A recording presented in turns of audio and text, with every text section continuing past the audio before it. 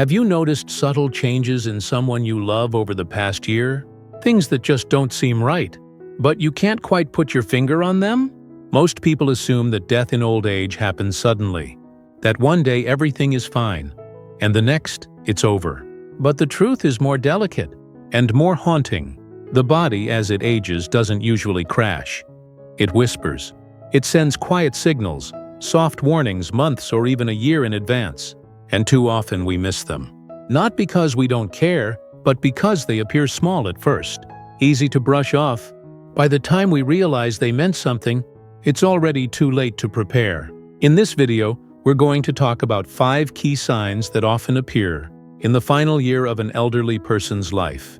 Signs that don't scream, but instead whisper. Subtle changes that could easily be mistaken for simple aging. But in truth, they may be the body's way of saying, "I'm nearing the end." This video is more than just information. It's a chance to be present, to make meaningful memories while you still can.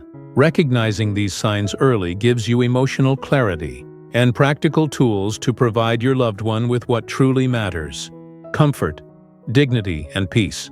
By watching until the end, you'll learn how to navigate this time with compassion and strength. Because being aware isn't just about knowing, it's about showing up when it matters most. If you're new here, I encourage you to subscribe and activate the notification bell so you don't miss important content that could help you care for those you love. And if this topic resonates with you, please comment 1 below. If it doesn't, comment 0 so I can improve and better serve you. Now, let's begin. Number 1. Significant weight loss. One of the earliest and often most undeniable signs that someone may be approaching the final chapter of life is unintentional weight loss. At first it seems innocent. Their clothes fit a bit looser. A belt needs tightening. They might skip a meal here and there or say, "I'm just not hungry." It's easy to shrug this off. After all, aging changes our appetites, right?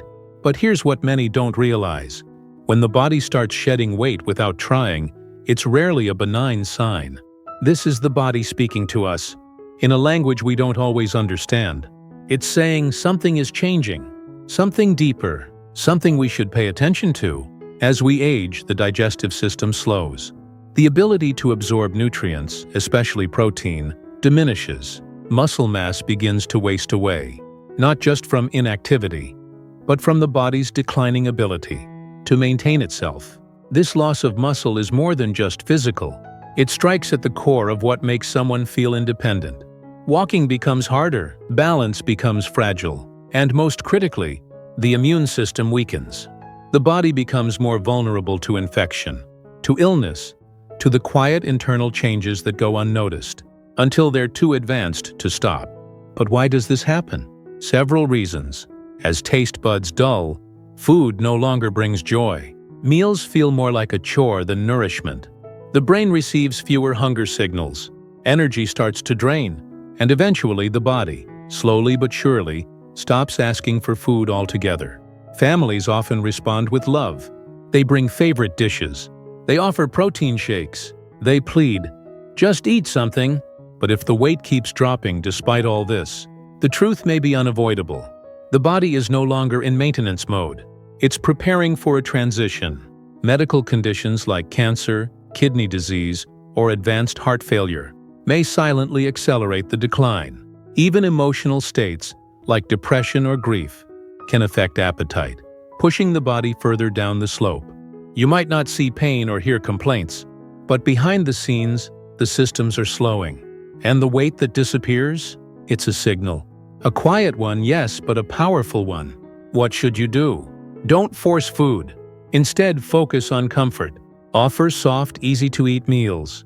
Prioritize hydration. Sit with them. Be present. Their body might not want more fuel, but their heart and soul still want warmth, closeness, and love. If your elderly loved one is losing weight, eating less, growing weaker, or seems too tired to move, stop and listen. It's not just about appearances. It's the body sending a message, and we must respond with empathy, not denial. Understanding this message early gives us a chance to walk this journey with them, not behind them catching up, but beside them, hand in hand, making every remaining moment one of grace, presence, and care. Number 2. Extreme fatigue and weakness. One of the most heart-wrenching signs in the year leading up to the end of life is an overwhelming, unrelenting fatigue. This isn't the kind of tiredness that goes away with a nap, or even a good night's sleep. It's deeper. It's exhaustion that lives in the bones, a weariness that doesn't fade, no matter how much rest they get. It's not about being tired from a long day. It's about being unable to face the day at all.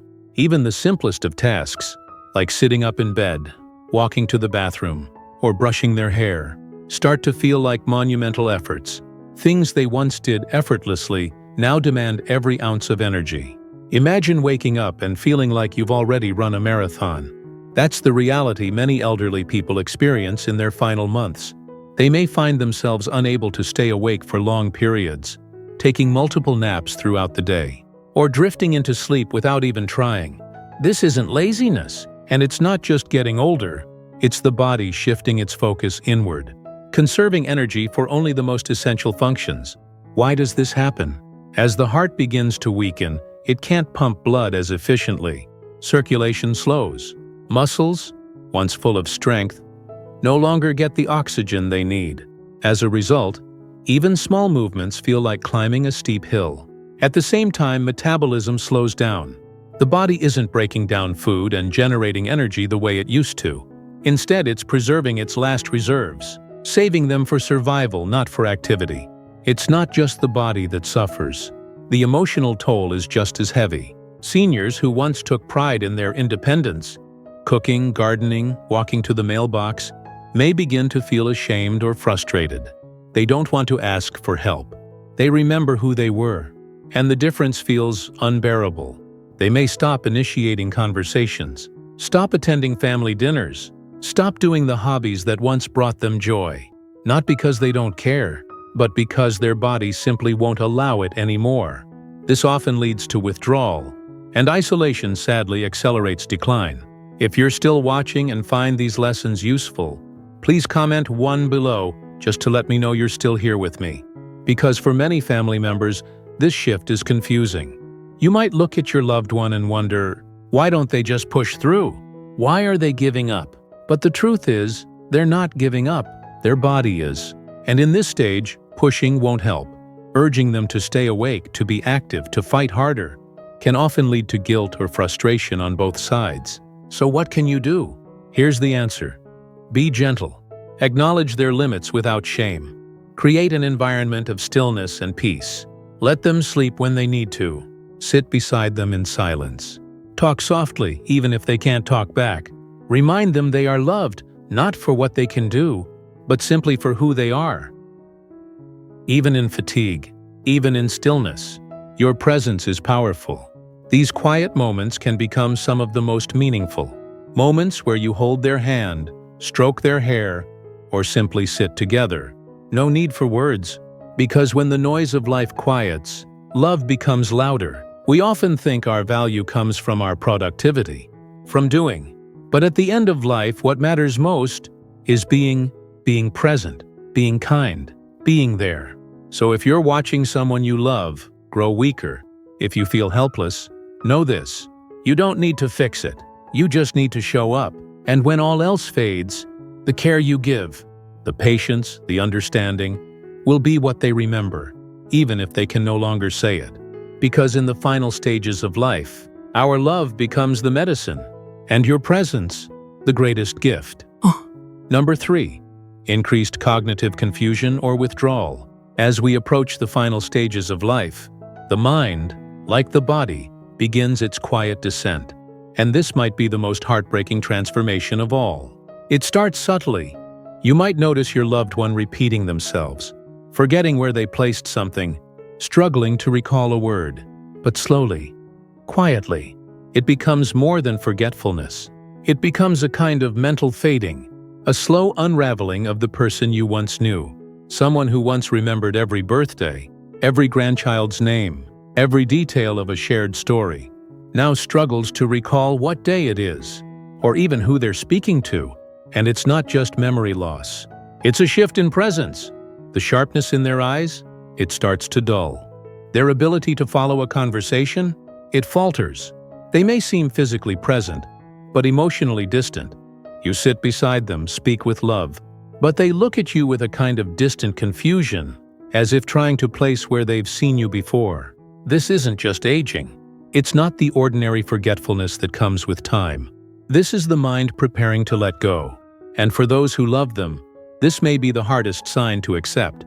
Because unlike physical illness, which we can see and treat, cognitive withdrawal feels invisible.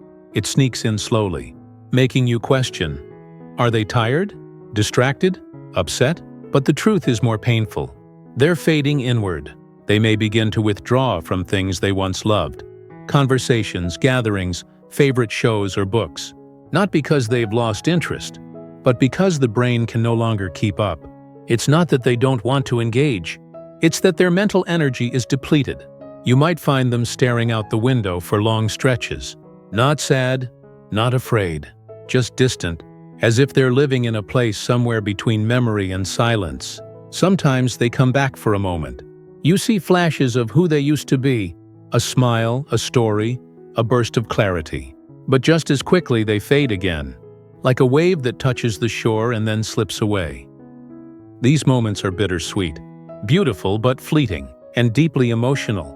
And then there are moments of confusion, when they don't recognize their own home, when they think they're in another decade, when they become frightened by the unfamiliar, even though everything around them is familiar to you. These are the signs that the mind is loosening its grip. And what follows is often emotional withdrawal. They stop participating in conversations. They stop asking questions. They become quiet. Not because they're uninterested, but because their brain is tired. Social interactions become exhausting. Even being around loved ones can feel overwhelming. They retreat, not from a lack of love, but from the effort it now takes to engage. And as family members, this is agonizing. You want to pull them back into reality. You want to say, "Come back to me," but they can't. And that hurts in a way few things can. It's like losing someone while they're still alive.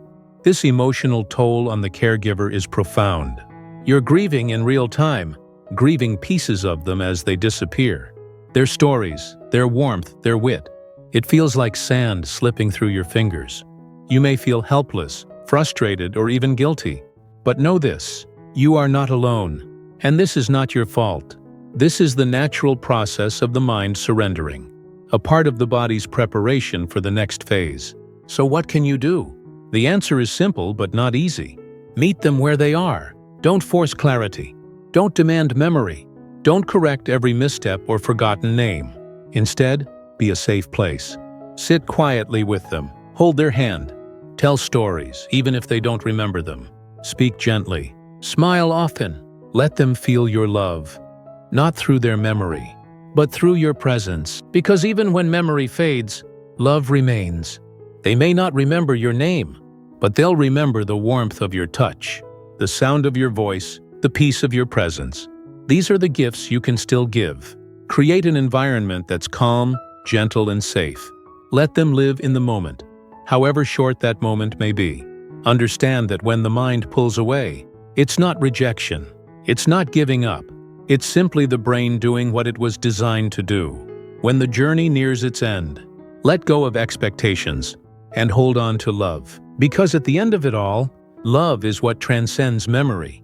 And even when they no longer speak, they'll still feel your care, your compassion, your unwavering presence. That is what they will carry with them, even if they can't say it out loud. Number 4. Frequent infections and slow healing. As the body approaches its final stage, it begins to struggle with the most basic of defenses. The immune system, once a reliable guardian, starts to falter, leaving the door open to even the simplest illnesses. You might begin to notice something. That person who rarely caught a cold now seems constantly unwell. A cough that lingers, a fever that returns, a cut or bruise that doesn't seem to heal. These aren't just annoyances. They are signs, clear, sobering signs, that the body is no longer healing the way it once did. It's a painful realization for family members. You may ask yourself, why does it take so long for something so small to get better?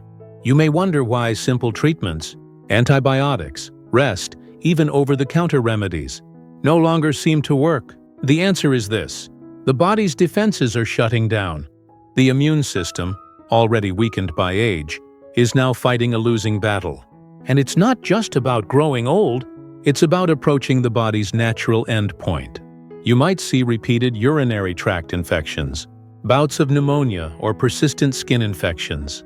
Each time it feels harder for your loved one to bounce back, and each time the recovery takes longer, if it comes at all. Even a minor cut may take weeks to close, while a pressure sore might worsen despite careful care. You'll notice bruises that grow darker and last longer. You may even see swelling, redness, or tenderness where healing should be occurring. Why does this happen? Because the circulatory system is slowing, and with it, oxygen and nutrients that tissues need for repair can no longer reach their destination quickly or in full. The white blood cells that fight infection? They're fewer in number, slower in movement, and less effective in action. Even more heartbreaking is how these infections don't look the same in the elderly. You might expect a fever, chills, or obvious pain, but instead, you'll see signs that are far more subtle. A sudden loss of appetite, a growing confusion, or a quiet withdrawal into sleep. These are not symptoms we're trained to notice. And by the time we recognize what's happening, the infection may already be deep. For families, this creates a vicious cycle. You call the doctor, you start antibiotics, you hydrate, you care, you hope, and then it happens again, and again, and again. It's exhausting. It feels endless, and worst of all, helpless. You want to cure them. You want to see them vibrant again.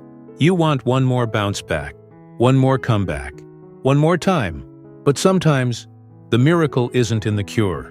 It's in the comfort.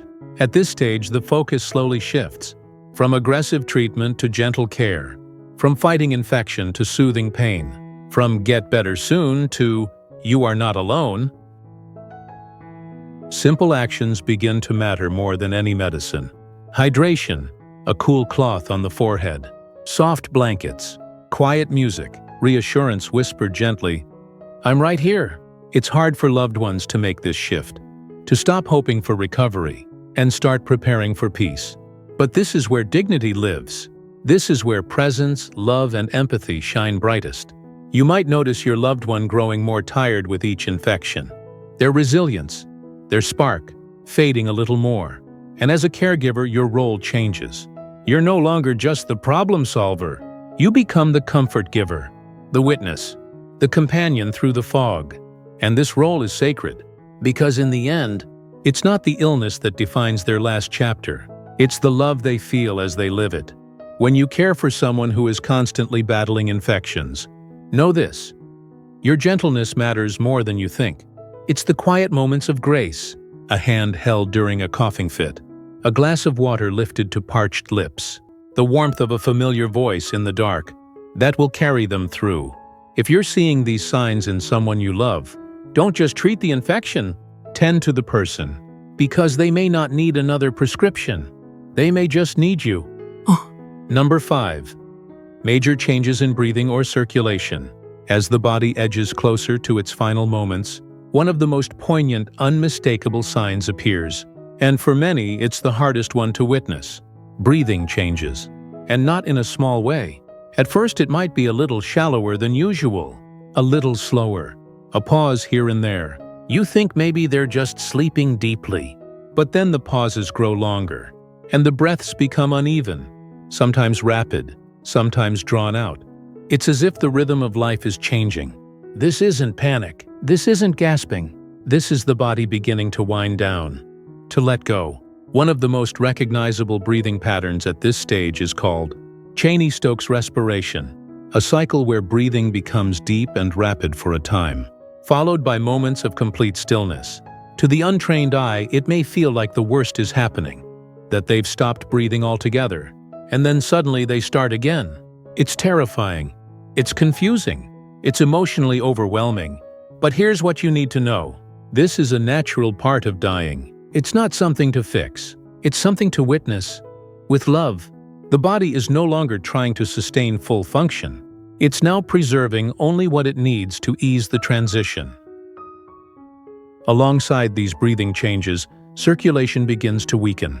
Extremities grow cold. The fingers, toes, ears, and nose may become icy to the touch, sometimes taking on a bluish or purplish tint. This isn't just a chill.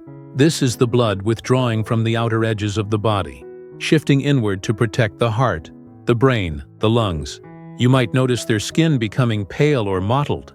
You might notice they no longer feel warm when you hold their hand. And though this can be incredibly hard to witness, this too is a message from the body.